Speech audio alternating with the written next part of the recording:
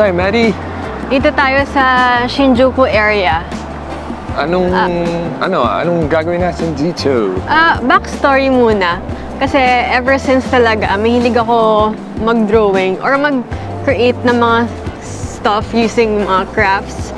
Pero parang over the years, nakadaan na ako sa pencil drawings, nag-drawing ako ng mga portrait ng mga tao, nag-watercolor pag nag-travel ako. At one point, nag-design ako ng shoes. And recently, pinaka-recent ko naman na conquest, embroidery, pero isang araw lang nag-last yun.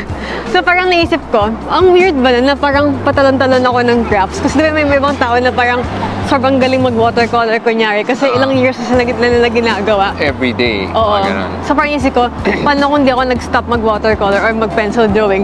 Siguro sobrang master ko na ngayon, di ba? Pero minsan hindi ko na ma-will yung sarili ko kasi kung pipilitin ko yung sarili ko, hindi na siya fun. Di ba yun yung point ng art? Dapat sobrang passionate ka doon. Pero recently, na-realize ko, at actually natin, di ba, napag-usapan natin na okay lang naman kasi mag-jump from one craft to another. Or kahit hobby, kahit Oh, craft, hobby, yeah.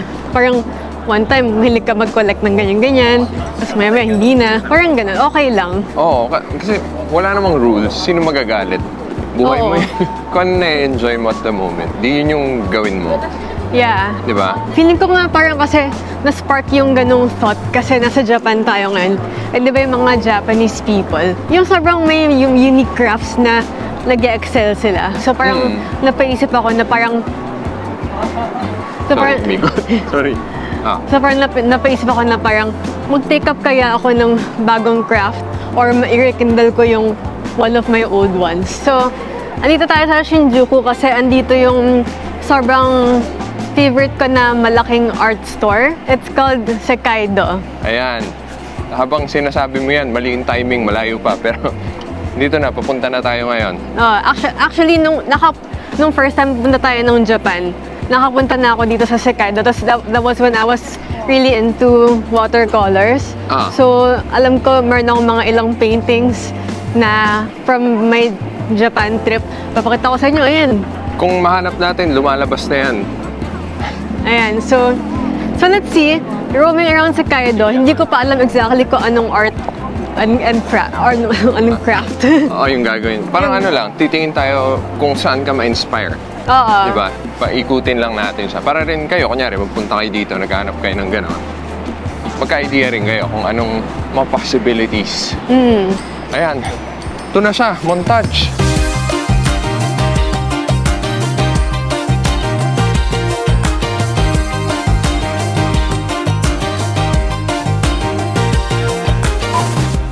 Isang option, maghahanap ako ng ballpen na yung may marami ng tinta, ink in one piece.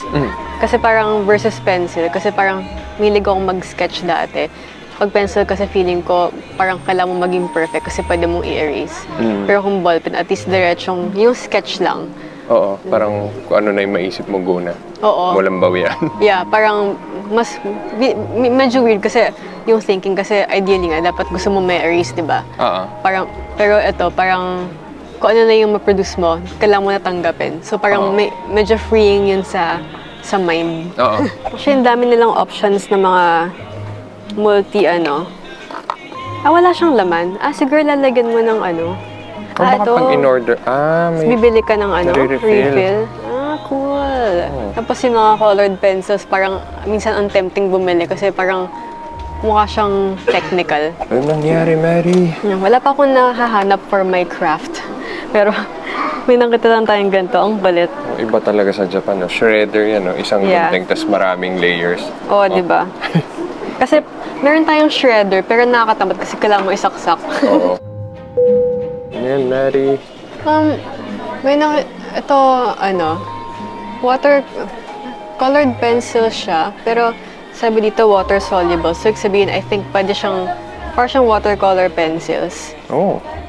Ngayon kasi parang wala ako sa mood mag-colored pencils, pero nung nag-watercolor ako, bumibili ako ng mga watercolor pencils para at least mas precise yung pag-place mo ng color tsaka mababasain. So, as of now, anong floor na to? Basta ito lang yung second floor. No? So, ano pa tayo nasa visual arts? Yeah. Iba-ibang, ano yan? Tool. Oo. Oo nga, tama. So, ito, watercolor pencils mismo siya. Oh, Ang dami oh. Ang daming selections ng watercolor pencils. Oh my gosh. Ano yan? poster color. Diba? Dati naggaganito ako nung bata ako. Tapos binili ko siya kasi akala ko, alam mo yung mga poster pag bumili ka ng, kunyari, anime, mga ganun, o X-Men, mga ganun, Marvel na, hindi ba glossy yung printout? Oo. Akala ko pag gumamit ka ng ganito, yun yung output. So, sobrang disappointing nung nag-paint ako. Tapos wala naman, matte pa rin. Parang bobo. Nasa paper kasi yun. Oo, hindi ko alam. Alam ko ba yun? Bata nga ako eh. Ano to, Mary? The liter tone? Oo, parang yung ganyan, yung mga texture pala sa comics. Para maka-save ng time. No? Ito, tinan mo. Kung gusto mo ng water texture or parang power. Oo, power, parang Powerful. aura. Mga ganon. Ito naman, snow. Oo. Parang blizzard. Kala mo Galing. drawing mano-mano, no? Kasi ang focus nila siguro yung line art mismo ng characters. Oo. Lahat ng ngayon, sobrang kakaiba yung mga available na products dito. Well, kasi dito yung manga eh. Oo. Meron din sila mga figures na ganun. Para saan ba to? Anatomy. Reference, oo. Kung nag-aaral ka. Grabe yung mga, yung hindi mo alam may mga paper na nag-e-exist pala. Oo. Yung mga different variants, parang akala mo fun paper. Tapos parang fun fact, I mean, wala pa naman tayo sa section na yun, pero alam mo ba na nag-expire yung paper? What?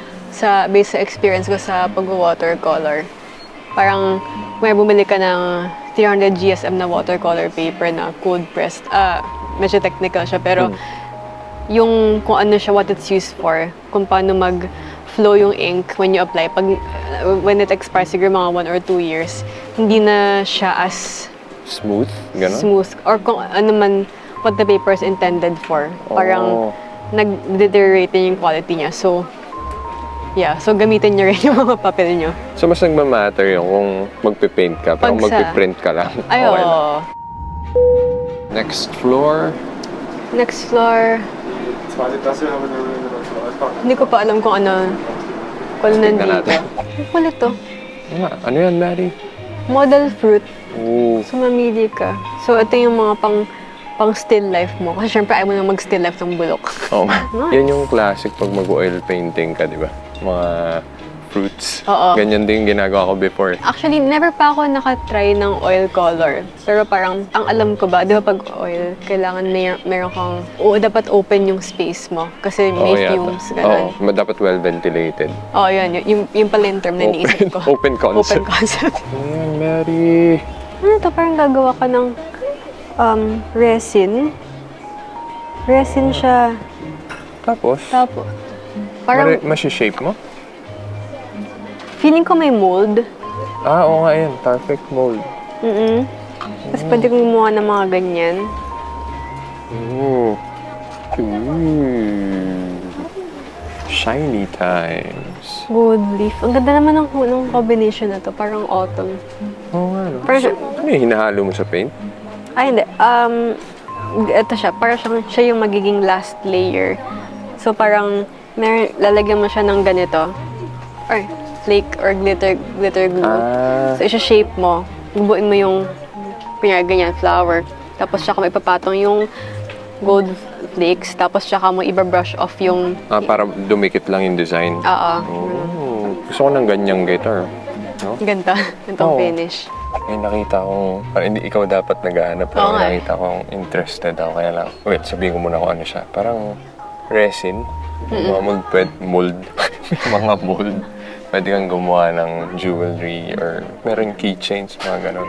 Sobrang interesting, kaya lang medyo malaking initial investment. Kailangan mo ng resin, pang kulay, pang finish, mga mold, Yung UV light. UV light na parang nasa 2,000. Tapos yung per bottle ng resin nasa, sabi mo mga 2,500, 3. Tapos yung 200 grams lang na, Oo, na tas resin. medyo malaking investment. Pero I think next time bumalik tayo ng Japan, baka i-consider ko yun na isang hobby. Ako pa yung may nakita dito.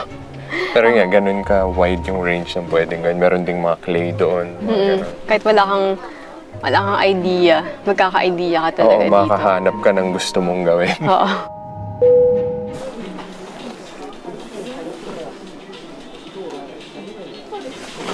Sabi yung mga pastels pala, merong mga soft pastel and semi-hard pastel. Anong difference? I think yung blendability. Kunyari ito, tinan mo, sobrang liit niya. Oo. Yung soft pastel. Pero yan, yun nga.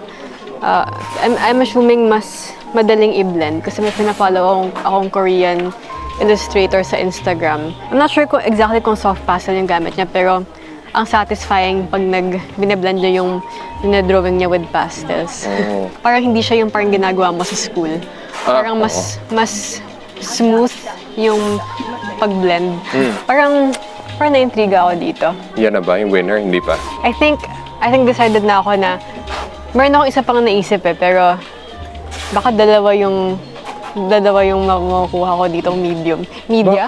Media. Media. Hindi, dapat isa lang. Bawal patalon-talon. Pero gusto ko, kung beginner ako, hindi mo na ako bibili ng mga tingi-tingi. Gusto ko yung Set na. parang beginner na set. Mahal nga lang siya. Tinan mo ito. 3.8 yata pag tax-free. So, mga magkano yan? Mga 1.5. Mahal ba yun pag gano'n? Actually, reasonable yung price kasi artist quality naman siya. Tapos, parang well-known naman tong Rembrandt na brand. Rembrandt? Rembrandt. Ano yan, Maddie? Meron din silang pastel pencils. Oh, galing ah. Anong benefit niyan? Kasi di ba yung mga pastel, well, kita mo naman sa form factor niya, parang hindi ka makakagawa ng precise. So I'm assuming like if gusto mo yung may detail, pwede ka mag-opt for these ones. So parang yung dating, yung feel niya, colored pencil, pero yung effect pastel. Pastel siya talaga, oh. Mas malambot kasi yung sa LED. So I'm assuming parang, ayun nga, parang mas, actually parang rough siya, parang as if LED siya, pero I don't know how it would feel on paper. Ayun na, pwede i-test. Pwede? Ayan. Ito mga sample. Oo. Parang siyang chalk yung feeling. Oh. Try ko nga i-blend. Hindi siya nabiblend. Nabe-blend siya pero hindi siya yung smooth. Oo. Ito naman, watercolor pastel. Ano ibig sabihin nun, Mary? So, pastels na water-based. So, nabe-blend mo din siya with water. Oh. Ano yan, Mary? Well, ito yung isa ko pang iniisip, yung gouache. So, essentially, parang siyang mix ng a bit more solid than watercolors. So, parang water-based siya. Pero, di ba yung watercolors mas watered down? Di ba nakita mo? Parang malabnaw yung dating. Ito mas vibrant. So, siguro kung mag-try lang ako ng ganito, ng set lang, para makaipag-experiment. Yeah. Madali naman bumalik sa Japan. Yeah, madali lang. Gusto mo, next week eh. Ano yung people? Pang-architecture siguro to. Oo. Ay, nanili ito. Oh. Oo. Yan yung pag yung may model ng kondo. Oo. O kung film mo nang gumawa ng diorama. Diorama sa school. Gumasta ka ng legit na props. Ayun o. Ano to, text? Mga damo. Oo. Galing, no? May mga bato. Alam, may pina-follow tayong diba, artist sa Instagram din na gumagawa ng mga miniature sets. Oo. Sobrang, actually, na-intrigued na ako gumawa ng gano'n. Kaya lang, medyo malaking investment nang wala tayong space sa bahay. Oo. Hindi mo alam saan ilalagay. Oo.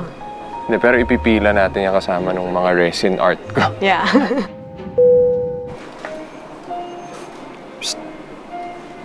Success. Success!